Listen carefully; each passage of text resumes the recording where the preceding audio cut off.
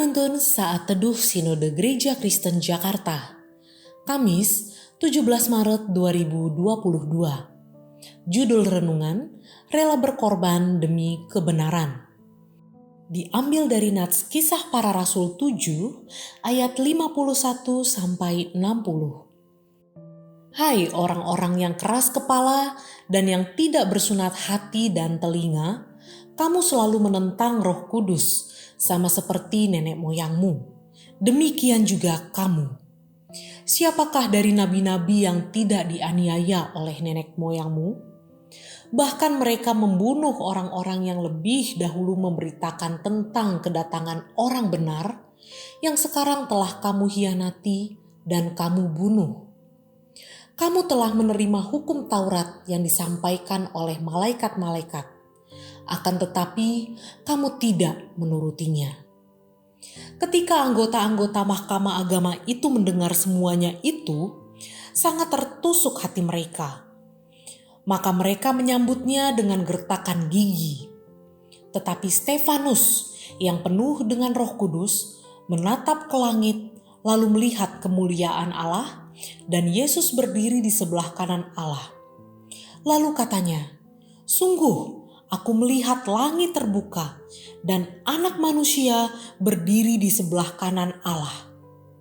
Maka berteriak-teriaklah mereka dan sambil menutup telinga serentak menyerbu dia. Mereka menyeret dia keluar kota lalu melemparinya. Dan saksi-saksi meletakkan jubah mereka di depan kaki seorang muda yang bernama Saulus. Sedang mereka melemparinya, Saulus berdoa. Katanya, "Ya Tuhan Yesus, terimalah rohku." Sambil berlutut ia berseru dengan suara nyaring, "Tuhan, janganlah tanggungkan dosa ini kepada mereka." Dan dengan perkataan itu, meninggallah ia.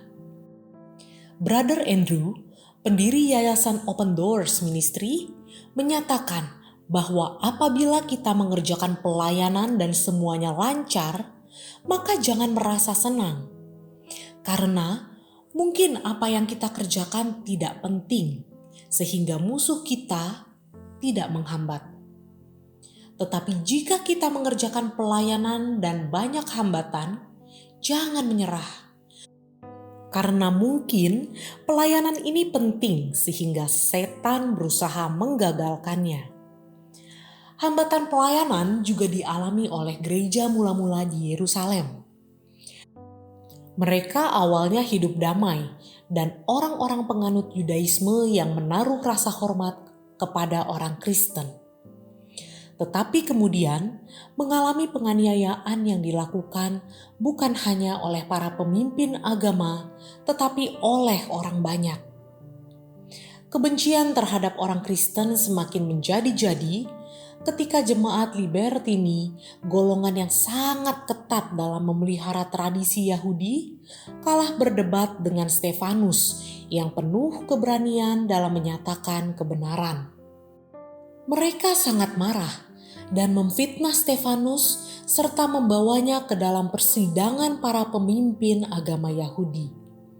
Stefanus tidak merasa takut, tetapi sebaliknya, dia dengan penuh kuasa memberitakan tentang keselamatan Allah bagi umat manusia yang melalui kematian Yesus Kristus di kayu salib. Ketika Stefanus menegur segala kejahatan yang telah mereka lakukan, mereka tersinggung dan marah. Mereka membunuh Stefanus. Stefanus adalah seorang martir yang rela berkorban demi kebenaran yang dia beritakan. Kadang-kadang kebenaran yang kita katakan bisa menyinggung mereka yang tidak hidup dalam kebenaran. Mereka merasa sakit hati karena kejahatan dan dosa mereka terbongkar. Akibatnya, mereka merasa tidak nyaman, lalu membenci kita. Mereka mungkin tidak melempari tubuh kita dengan batu, tetapi dengan fitnahan, kemarahan, hujatan, dan membuat kita menderita. Namun, janganlah takut, karena justru dalam penderitaan itulah kita dapat melihat dan mengalami kemuliaan Allah seperti yang dilihat oleh Stefanus. Ketika kita rela berkorban bagi kebenaran, saat itulah kita mengalami kemenangan. Kerelaan berkorban demi kebenaran menolong kita melihat kemuliaan Allah yang sesungguhnya. Terpujilah nama Tuhan.